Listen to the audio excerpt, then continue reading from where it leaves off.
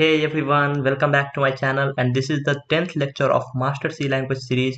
और आज के इस लेक्चर में हम बात करेंगे जो पिछले मैंने लेक्चर में डेटा टाइप्स के बारे में आपको बताया था। उसमें मैंने दो डेटा टाइप्स को छोड़े थे, जैसे कि कैर और इनम्स के बारे में। तो आज हम कैर और इनम्स को डिस्कस करेंगे। लास्ट लेक्चर में मैंने आपको डिस्कस किया था डबल, इंट, फ्लोट, इन सभी डेटा टाइप्स को मैंने डिस्कस किया था लास्ट लेक्चर में। आपने उसे अगर चेकआउट नहीं किया है तो आप उस वीडियो को देख सकते हैं, समझ सकते हैं डेटा टाइप को। और 9 लेक्चर्स को भी आप चेकआउट कर सकते हैं अगर आपको बेसिक से एडवांस तक सी लैंग्वेज में मास्टरी पाना है तो आपके लिए बेस्ट कोर्स है सी लैंग्वेज में। यहाँ पे मैंने आपको बेसिक फंडामेंटल से हर एक कॉन्सेप्ट को कवर किया है और साथ ही हम धीरे धीरे मूव कर रहे हैं अपने डिफ़िकल्ट कॉन्सेप्ट्स पे, जो कि मैं आपको ईजी तरीके से समझाऊंगा सारे कॉन्सेप्ट्स को विथ एग्जाम्पल, और आपके सारे फंडामेंटल्स को क्लियर करूंगा। तो आपके लिए ये वन स्टॉप सी कोर्स हो सकता है, जहाँ से आप बेसिक सी से लेके एडवांस्ड सी तक सब समझेंगे। आपको यहाँ पे मैं पूरा गारंटी देता हूँ कि आप यहाँ से बेस्ट तरीके से सी लैंग्वेज को समझ सकते हैं। तो इस लेक्चर पे बढ़ने से पहले आपको मैं बता दूं कि ये चैनल जो है programming with PJ Newton school के कोलैबोरेशन के साथ बनाया गया है। तो आप न्यूटन स्कूल को चेकआउट कर सकते हैं, लिंक आपको डिस्क्रिप्शन में मिल जाएगा। साथ ही न्यूटन स्कूल लॉन्च पैड भी शुरू करने जा रही है हाल ही में, तो आप लॉन्च पैड को भी चेकआउट कर सकते हैं, उसके सारे फीचर्स को देख सकते हैं। तो न्यूटन स्कूल एक ऐसा प्लेटफॉर्म है जहाँ पे आप बिना कोई फ़ी पे किए अपने ड्रीम जॉब की तैयारी कर सकते हैं। आपको अगर ड्रीम जॉब में प्लेस हो जाते हैं, गारंटीड 5 LPA से ऊपर का आपको जॉब लगता है, तभी आपको न्यूटन स्कूल को फ़ी पे करना होता है। तो आपको लिंक डिस्क्रिप्शन में मिल जाएगा, आपको कोई मेहनत नहीं करना है टाइप करने का, सर्च करने का। आपको लिंक डिस्क्रिप्शन में मिल रहा है, आप उसे क्लिक करके चेक कर सकते हैं न्यूटन स्कूल के सारे प्रोग्राम्स को और आप आसानी से एनरोल हो सकते हैं बिना कोई फ़ी पे किए हुए। तो मूव करते हैं अपने लेक्चर पे, और हमारा आज का टॉपिक है इनम्स एंड कैर। तो सबसे पहले इनम्स को देख लेते हैं। इनम क्या होता है? तो enum is a data type that allows a programmer, ये प्रोग्रामर को अलाउ करता है कि अपना एक वेरिएबल डिफाइन कर ले और उस वेरिएबल को कुछ वैल्यू, फिक्स वैल्यू दे। उस वैल्यू के अलावा हम उस वेरिएबल में और कुछ भी इनिशियलाइज नहीं कर सकते हैं। तो बेसिकली ये इनम का काम होता है। तो जैसे कि मुझे एक वेरिएबल क्रिएट करना है माई कलर नाम से, और माई कलर में मैं चाहता हूँ कि सिर्फ रेड, ग्रीन, ब्लू या फिर रेड, येलो, ब्लू कलर ही मैं इसमें पुट करूँ, इसके अलावा और कोई वैल्यू मैं इसे दूँ तो ये उसे एक्सेप्ट नहीं करे। तो उस समय के लिए हम इनम का यूज करते हैं। तो आप बेसिकली इनम का ज़्यादा यूज नहीं मिलेगा अपने सी प्रोग्रामिंग लैंग्वेज में, लेकिन मैं आपको फंडामेंटल से सारा कॉन्सेप्ट करा रहा हूँ, तो आपको इनम भी समझना चाहिए कि इनम क्या होता है। तो सबसे पहले देख लेते हैं इनम को हम इनिशियलाइज कैसे करते हैं, डिक्लेयर कैसे करते हैं। तो इनम में सबसे पहले हम इनम वर्ड का यूज करेंगे, इसको हम इन्यूमरेशन भी बोलते हैं लेकिन इनम शॉर्ट में बोलते हैं। तो इनम का हम कीवर्ड यूज करेंगे, जो कि एक कीवर्ड है। कीवर्ड आपको मैंने स्टार्टिंग लेक्चर में बताया था कि कीवर्ड क्या होता है। तो इनम लिखेंगे सबसे पहले, उसके बाद नेम लिखेंगे जो उस डेटा टाइप का नेम हम रखना चाहते हैं, इन्यूमरेटेड डेटा टाइप का। जैसे कि हम वेरिएबल रखते थे तो क्या करते थे, सबसे पहले इंट देते थे और वेरिएबल का नेम यहाँ देते थे, ABCD कुछ भी। तो इंट डेटा टाइप हो गया, ए वेरिएबल नेम हो गया, इक्वल टू कुछ वैल्यू यहाँ पे हम दे देते थे। तो इनम में वही करना है, सबसे पहले हम इनम लिखेंगे और कुछ इनम का नेम देंगे जो कि वो वेरिएबल का नेम होगा। जैसे कि यहाँ पे हम दे रहे हैं, आपको यहाँ पे एग्जांपल देख सकते हैं। तो यहाँ पे मैं सबसे पहले इनम दिया हूँ और इनम के बाद यहाँ पे आप देख सकते हैं इनम दिया हूँ। उसके बाद प्राइमरी कलर, ये हमारा वेरिएबल नेम हो गया और उसके अंदर मैंने 3 वैल्यूज दिए हैं, रेड, येलो, ब्लू। तो ये डेटा टाइप है, इनम डेटा टाइप है, ये वेरिएबल नहीं है, ये इनम डेटा टाइप है। और उसके बाद हम वेरिएबल क्रिएट कर सकते हैं। तो इसका हम वेरिएबल जो भी क्रिएट करेंगे उसको हम या तो रेड वैल्यू देंगे या फिर येलो देंगे या फिर ब्लू देंगे। इसके अलावा हम कोई उसे वैल्यू देंगे तो वो उसे एक्सेप्ट नहीं करेगा और हमें एरर दे देगा। तो ये इनम प्राइमरी कलर टाइप है, यानी ये प्राइमरी कलर जो है ये इनम डेटा टाइप का है। और इसके बाद हम कोई भी वेरिएबल डिक्लेयर करेंगे और उस वेरिएबल को हम ये 3 वैल्यू देंगे। तो ये हमारा वैल्यू हो गया, ये इनम डेटा टाइप का हो गया हमारा। और इसके बाद हम यहाँ पे वेरिएबल को इनिशियलाइज और डिक्लेयर कर सकते हैं इसके बाद फर्दर। तो आपको मैं इसका एग्जांपल दिखा देता हूँ। तो आप एक एग्जांपल ये देख सकते हैं कि इनम हमारा कीवर्ड हो गया। इसके बाद हम यहाँ पे प्राइमरी कलर देंगे, आप कुछ भी यहाँ पे लिख सकते हैं अपने हिसाब से। तो यहाँ पे प्राइमरी कलर हमारा हो गया और उसके बाद हम एक देंगे फ्लावर ब्रैकेट या फिर कर्ली ब्रेसेस, और फिर आपको यहाँ पे देना है जो भी आपको वेरिएबल का वैल्यू देना है, पुट करना है रेड, ग्रीन, ब्लू। मैं यहाँ पे रेड, ग्रीन, ब्लू ले रहा हूँ और ये हमारा ऐसा क्लोज कर देना है कर्ली ब्रेसेस को और लास्ट में सेमीकोलन दे देना है। तो अब मैं आपको दिखा रहा हूँ कि वेरिएबल कैसे क्रिएट करेंगे। तो आपको वेरिएबल क्रिएट करना है प्राइमरी कलर से, तो आपको सबसे पहले देना है इनम और फिर आपको देना है प्राइमरी कलर और तब आपको देना है माई कलर, नहीं तो माई फेवरेट कलर, तो माई फैब कलर। यहाँ पे भी आप कुछ भी दे सकते हैं अपने हिसाब से, और यहाँ पे आपको इसे सेमीकोलन के साथ खत्म कर देना है। अब बाद में आपको यहाँ पे अब माई फेवरेट कलर लिख रहे हैं, माई फेव कलर, इसमें स्पेस नहीं, आप समझिएगा इसकी स्पेस है, यहाँ पे स्पेस नहीं है, पूरा मैंने फ्लो में लिखा है। My fav colour is equal to, यहाँ पे मैं आप दे दूंगा रेड। तो जैसे ही मैंने रेड दिया यहाँ पे, तो ये एक्सेप्ट कर लेगा इस वैल्यू को। लेकिन वहीं पे अगर मैं इसे दे देता हूँ कोई भी येलो कलर, तो मैं इस एग्जांपल से ला रहा हूँ रेड ग्रीन ब्लू, यहाँ पे जो मैंने फिक्स किया था। तो इसके अलावा मैं अगर येलो दे दूंगा तो फिर ये मुझे एरर शो कर देगा, क्योंकि ये जो फिक्स वैल्यू मैंने रखा था वो रखा था रेड ग्रीन ब्लू, उसमें आपको येलो नहीं मिल रहा था। तो यहाँ पे अगर मैं येलो रखूँगा या फिर कोई भी वैल्यू रखूँगा स्ट्रिंग में कुछ भी, तो ये मुझे एरर दे देगा। तो आपको जो भी वैल्यू फिक्स करना है वो आप enum डेटा टाइप में फिक्स करके रख दीजिए, और उसके बाद कोई वेरिएबल आप क्रिएट करते हैं, उस वेरिएबल को उसमें आप वैल्यू को स्टोर करते हैं, तो वो वही वैल्यू होना चाहिए जो आपने enum डेटा टाइप में पहले से फिक्स किए थे। उसके अलावा ये कोई और वैल्यू को एक्सेप्ट नहीं करेगा। तो enum का बेसिक ये काम होता है। अब देख लेते हैं enum के बारे में कुछ और। तो enum को यूज करने के लिए हम कीवर्ड यूज करते हैं enum का। उसके बाद नेम रखते हैं इन्यूमरेटेड टाइप नेम, जो कि हमें अपना नेम देना है अपने बेसिक फंडा के हिसाब से, जो भी हमको पिछले लेक्चर में बताया था कि नेम कैसे देते हैं। उसके बाद वेरिएबल लिस्ट होता है। तो ये लिस्ट जो हुआ कि वैल्यू हुआ कि कौन कौन सी वैल्यू आप उसमें इन्यूमरेटेड डेटा टाइप में देना चाहते हैं, और फिर उसके बाद हम स्टेटमेंट लेते हैं। तो यहाँ पे सेम वही आपको एग्जाम्पल है, enum primary colour, my colour and grade colour. यहाँ पे सॉरी ग्रेड नहीं है, ये ग्रेड कलर आप लिख सकते हैं। तो यहाँ पे इसी एग्जाम्पल से मैंने उठाया है। तो ये प्राइमरी कलर जो हमारा enum था, ये मैंने क्रिएट किया था जो प्राइमरी कलर। तो ये प्राइमरी कलर को मैं उठा के यहाँ पे enum और प्राइमरी कलर सेम यहाँ पे उठ के आ जाएगा। तो ये enum और प्राइमरी कलर सेम उठ के यहाँ पे आ गया। और ये जो हमारा वेरिएबल नेम है, तो वेरिएबल नेम है ये, और ये भी हमारा वेरिएबल नेम है। यहाँ पे मैंने जो किया था वो प्राइमरी कलर में वैल्यू फिक्स किया था कर्ली ब्रेसेस के साथ। यहाँ पे आपको कर्ली ब्रेसेस का यूज नहीं करना है, यहाँ पे आपको वेरिएबल का नेम देना है। यहाँ पे जैसे कि मैंने नेम दे दिया माई कलर ग्रेड कलर। अब माई कलर में या तो सिर्फ ये 3 रेड, येलो या फिर ब्लू जाएगा, इसके अलावा कोई वैल्यू नहीं जाएगा, या फिर कोई कलर हो, कोई स्ट्रिंग हो, कुछ भी वो वहाँ पे वो एक्सेप्ट नहीं करेगा। रेड, येलो, ब्लू, ये 3 ऑप्शन ही इसके पास बचे हैं अब, या तो ये तीनों में से कोई एक ले या फिर कुछ नहीं ले। तो यहाँ से अब आपको दिखा रहा हूँ, defines the 2 variables my colour and grade colour. तो ये दो वेरिएबल्स को सिलेक्ट किया है, या तो एक माई कलर हो गया और एक ग्रेड कलर हो गया। आप कुछ भी ले सकते हैं अपने हिसाब से, my favourite colour, my famous colour, इस टाइप से आप कुछ भी ले सकते हैं। To be of type primary colour, तो ये प्राइमरी कलर डेटा टाइप है। इस डेटा टाइप का ये 2 वेरिएबल है हमारा, जो कि मैंने enum से क्रिएट किए थे प्राइमरी कलर के नेम से। The only permissible value that can be assigned to these variables are the names red, yellow and blue. तो जो भी परमिसिबल है, यानी इसको सिर्फ रेड, येलो और ब्लू यूज करने का ही परमिशन है, उसके अलावा हम इसे कोई वैल्यू देंगे उसका उसे यूज करने का, एक्सेस करने का कोई परमिशन नहीं है। तो इसे सबसे पहले या तो रेड लेना है, या फिर येलो लेना है, या फिर ब्लू लेना है।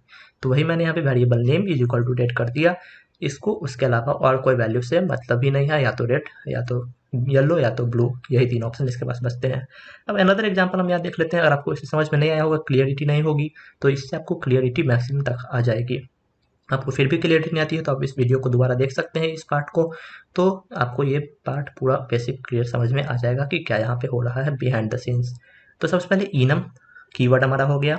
मंथ, जो मैंने इन्यूमरेटेड डेटा टाइप को नेम देना चाहता हूँ वो नेम दे दिया, और यहाँ पे कर्ली ब्रेसेस के अंदर ये हमारा वैल्यू हो गया, जो कि लिस्ट हो गया। ये वैल्यू ही हम यूज कर सकते हैं फ्यूचर में, इसके अलावा हम कुछ और वैल्यू नहीं दे सकते हैं।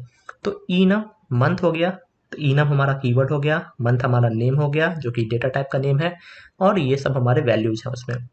अब मैं कुछ और क्रिएट करना चाहूँगा माई फेवरेट मंथ नेम से कोई वेरिएबल, तो कैसे क्रिएट करेंगे आप गेस कर सकते हैं। गेस कर रहे हैं तो वेरी गुड, गेस नहीं कर पा रहे हैं तो यहाँ फिर आप देख सकते हैं। तो सबसे पहले हम करेंगे enum और मंथ, ये सेम एज इट इज उठ के आ जाएगा यहाँ से। अब मुझे वेरिएबल क्रिएट करना है, मैं वेरिएबल क्रिएट करूँगा my favourite month, my fav month. तो ये हमारा वेरिएबल क्रिएट हो गया। अब हम यहाँ पे इसको या तो वैल्यू दे सकते हैं, नहीं तो यहाँ पे आपको नीचे में आके my fav month is equal to November, और ये सेमीकोलन। तो इस तरह से आप दे सकते हैं। अब यहाँ पे आप या तो my fav month is equal to January February, इतना जो लिस्ट है आपका, इसी लिस्ट में से आपको कोई एक वैल्यू को पुट करना है। इसके अलावा आप यहाँ पे मंडे सेलेक्ट कर रहे हैं, अगर मंडे, तो ये आपका एरर दे देगा। तो आपको ऐसा नहीं करना है, जो भी आपने वैल्यू सेट किया था उसी वैल्यू में से आपको उठा के कोई एक वैल्यू लेना है, आपको अपने मन से कोई वैल्यू नहीं लेना है। तो यहाँ पे हम पहले सेट करते हैं वैल्यू को, जो भी हम उस वेरिएबल में देना चाहते हैं, उसके बाद उठा के हम अपने लिए यूज करते हैं। तो बेसिक ये फंडा है इनम का। उम्मीद करता हूँ आपको इनम का सारा कॉन्सेप्ट समझ में आ गया होगा। अब मैं आपको इनम को दिखा रहा हूँ कि इनम को अगर हम प्रिंट करते हैं तो वो प्रिंट कैसे करता है। तो बेसिकली कंपाइलर जो है इनम को ट्रीट करता है एक इंटीजर कांस्टेंट की तरह। जो उसका फर्स्ट जो लेटर होता है वो होता है जिसको हम जीरो लेते हैं, तो ये जीरो बेस्ड होता है, 0 1 2 3 यहाँ से काउंटिंग शुरू होता है। हम अपने डे टू डे लाइफ में क्या करते हैं, या तो काउंटिंग शुरू करते हैं 1 से, 1 2 3 4 इस टाइप से काउंटिंग करते हैं। लेकिन सी लैंग्वेज में अगर हम एरे ले ले या फिर इनम्स को ले ले, तो यहाँ पे जीरो से शुरू करते हैं काउंटिंग। तो 0 1 2 3 4 5 6 इस तरह से मूव करेगा, ना कि 1 से शुरू होता है। तो यहाँ पे हम देख लेते हैं कि इनम जो है बेसिकली इंटीजर की तरह ही काम कर रहा होता है अगर हम प्रिंट करेंगे तो उसका एग्जांपल मैं यहाँ पीछे से ले रहा हूँ, जो इनम मंथ है वहाँ से मैं ले रहा हूँ। तो सबसे पहले इनम मंथ दिस मंथ मैंने यहाँ पे किया, और फिर मैंने यहाँ पे this month is equal to February value दे दिया। तो इसका अब क्या प्रिंट करेगा, अगर मुझे प्रिंट करना होगा दिस मंथ को, तो ये क्या प्रिंट करेगा, कुछ गेस कर सकते हैं आप। यहाँ पे आपको कुछ हिंट भी दे रहा हूँ, इसमें से अगर वैल्यू पुट करना है तो क्या वैल्यू पुट करेगा। या तो मैंने आपको बताया कि इनम जो है वो इंटीजर की तरह ट्रीट करता है कंपाइलर उसको। तो मैंने फरवरी को प्रिंट लिखा है, अगर enum month my month is equal to February, तो फेब कहाँ पे आ रहा है, ये हमारा 0 हो गया, ये 1 हो गया, ये 2 हो गया, 3 हो गया, 4 5 6 7 8 9 10 और ये 11। तो फेब कहाँ पे आ रहा है, इंटीजर में इसका 1 आ रहा है, तो ये हमें कंपाइलर जो है 1 प्रिंट करके दे देगा। तो the value 1 is assigned to this month and not the same February because it is the second identifier listed inside the enumeration list. तो वैल्यू 1 इज असाइंड, जो वैल्यू 1 है वो असाइन होगा हमारे दिस मंथ को, ना कि फेब्रुवरी असाइन होगा, क्योंकि फेब्रुवरी जो है वो 1 पे आ रहा है, 0 जनवरी 1 फेब्रुवरी।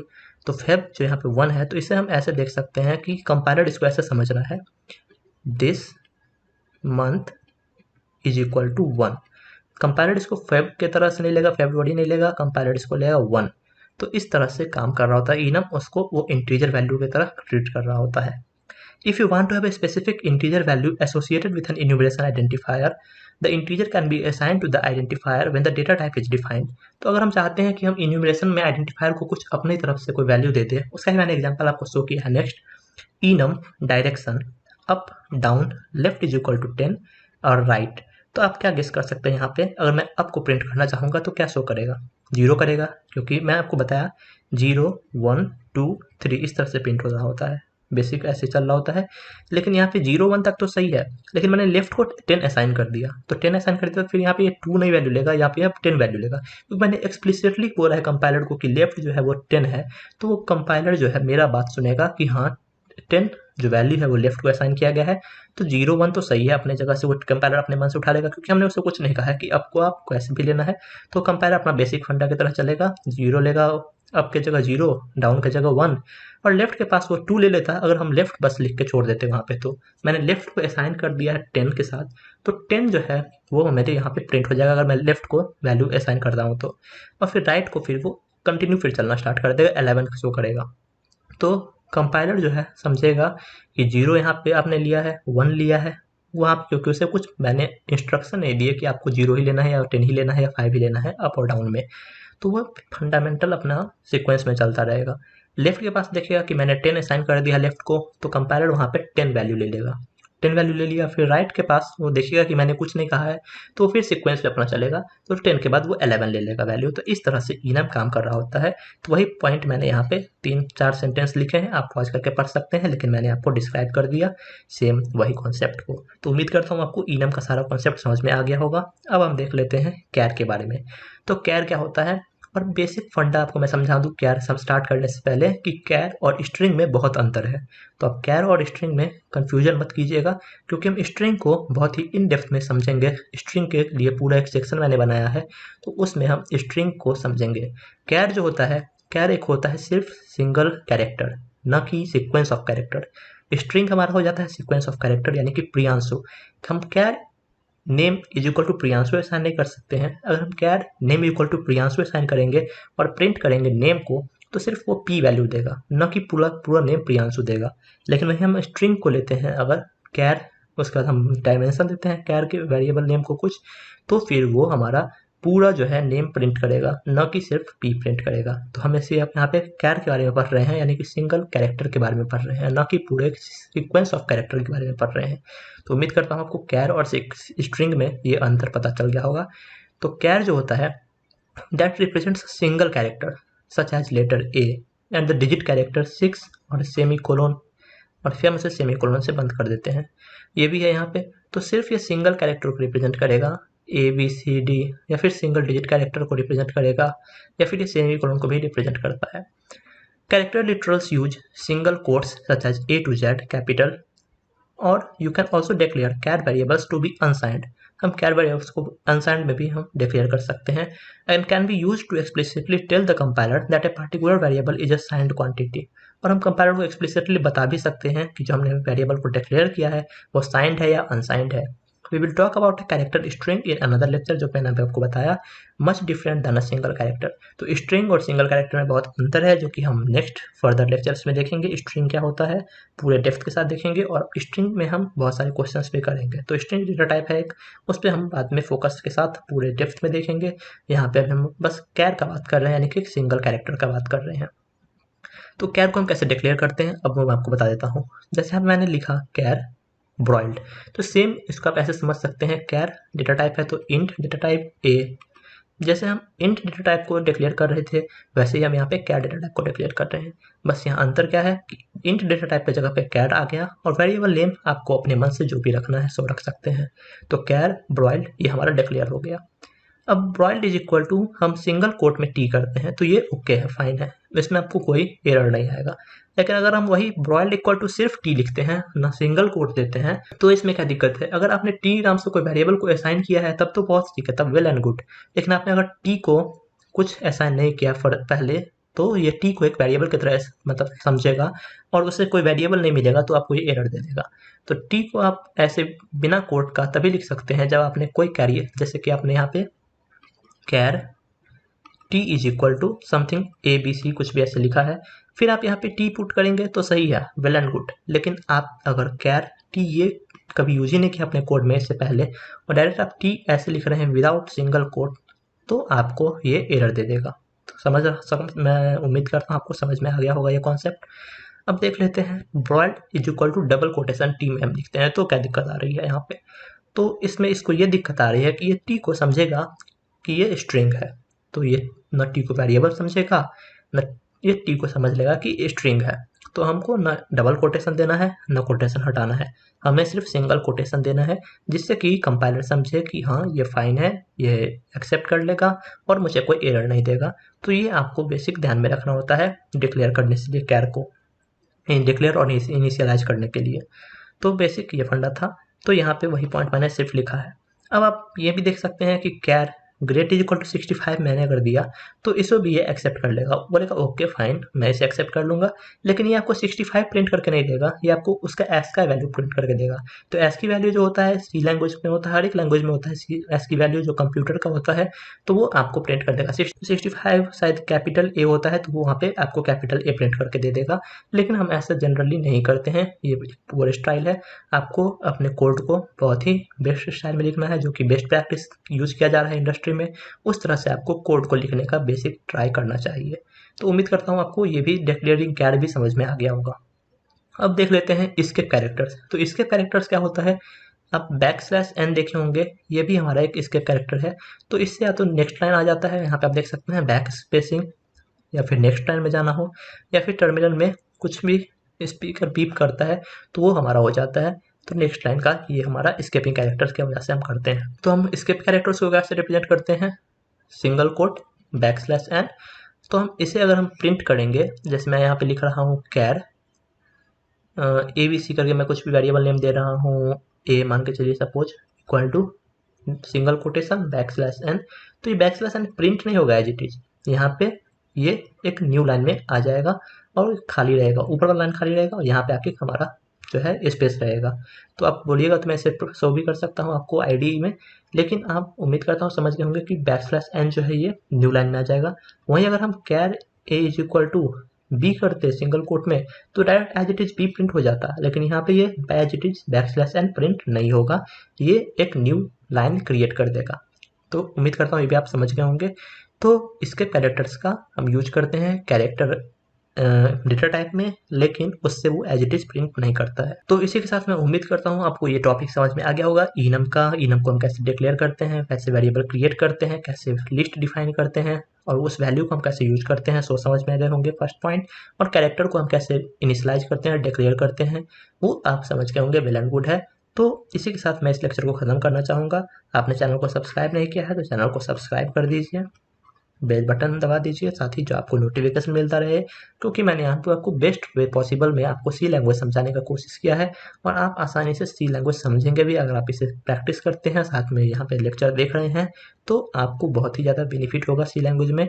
चैनल को शेयर कर दीजिए जिसे सी लैंग्वेज सीखना है, या फिर अपने फ्रेंड को जो भी सी लैंग्वेज आपके साथ सीखना चाह रहा हो। तो पीयर टू पीयर लर्निंग बहुत ही बेस्ट होता है इसके साथ, तो आप शेयर भी कर सकते हैं अपने फ्रेंड्स के साथ और वीडियो को लाइक भी एंड कमेंट भी कर सकते हैं।